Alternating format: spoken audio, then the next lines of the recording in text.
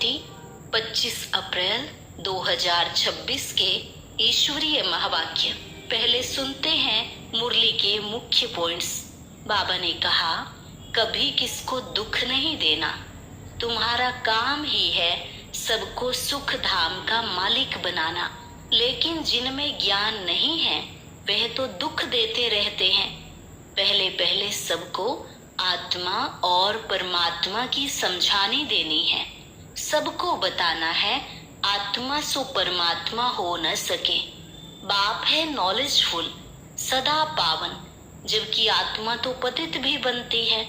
फिर बाबा ने कहा, मैं आया हूँ सबको पावन बनाने, राजयोग सिखाने। पावन बनने का और कोई रास्ता नहीं है। तुम जन्म जन्मांतर गुरुओं आदि की मानते आए हो।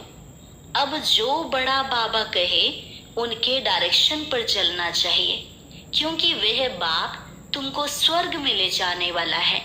उनकी बात तो आंख बंद करके माननी चाहिए। लास्ट में बाबा ने कहा, तुम मेरी मानते रहो तो तुम्हारा कल्याण होता रहेगा।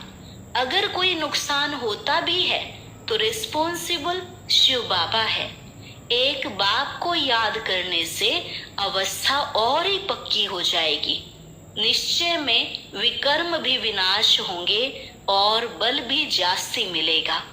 और अब सुनते हैं महावाक्यों को विस्तार से। मुरली का सार।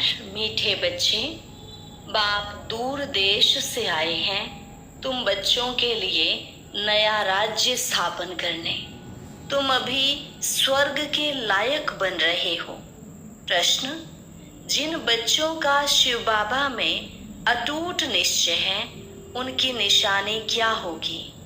उत्तर, वह आंख बंद करके बाबा की श्रीमत पर चलेंगे। जो आज्ञा मिले, कभी ख्याल भी नहीं आएगा कि इसमें कुछ नुकसान न हो जाए, क्योंकि ऐसे निश्चय बुद्धि बच्चों का रिस्पॉन्सिबल बाप है। उन्हें निश्चय का बल मिल जाता है। अवस्था अडोल और अचल हो जाती है। गीत, तुम ही हो माता पिता, तुम ही हो बंधु सखा, तुम ही हो। ओम शांति। यह महिमा किसकी सुनी जिसको सिवाय तुम बच्चों के दुनिया में और कोई नहीं जानते हैं।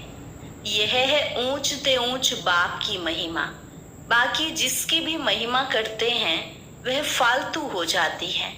ऊंचते ऊंच एक ही बाप है, लेकिन बाप की पहचान कौन दे?